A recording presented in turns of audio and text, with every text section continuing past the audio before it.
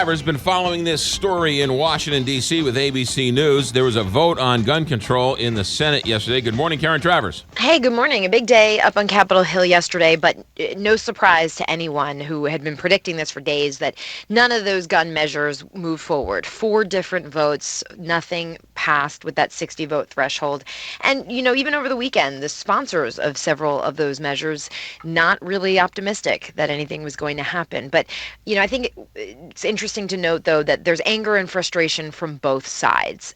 Republicans and Democrats, in the wake of the Orlando shooting, want to do something. There's this renewed focus now on the terror watch lists and gun purchases, but they just can't figure out details that everybody can agree on. Everyone agrees, or the majority of Americans agree, that if you're on the no-fly list, you probably shouldn't be able to walk in and buy a semi-automatic assault rifle. So if everyone agrees, how come they can't get it done?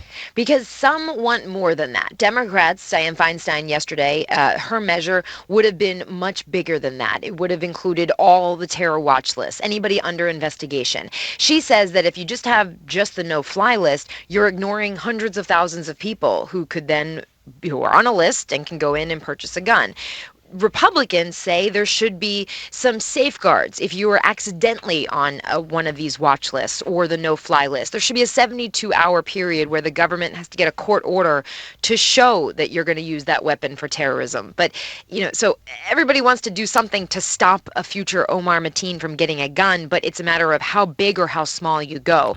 And one thing to note, too, talking with FBI agents last week who say that while this all in theory makes sense, it would be really hard to put into action. That's a lot of people to monitor, a lot of process and complex systems that would need to be in place to have these red flags go up when they need to go up. So I also heard somebody say, and I forget who said it, but there was somebody who was bringing up the notion that if someone's on the watch list, you don't want to tip them off by telling them they can't get a gun. Yes, and that was something that the Justice Department actually jumped in on this, saying, you don't want to compromise an ongoing investigation. So Joe Smith doesn't know he's actually being investigated for potential terror ties. He walks in to try and purchase a gun and can't. Well, that sends the warning to him that they're on to him. So they were trying to figure out a way to prevent that from happening as well, so you don't compromise something already in the works. Would that Joe terrorist be tipped off when he was trying to fly to Kansas City, though? Right, yeah, exactly. Well, I think it depends on that scope. You might be on the no-fly list, or not on the no-fly list, but maybe on a watch list, investigated. Look at Omar Mateen. That investigation, once it was closed,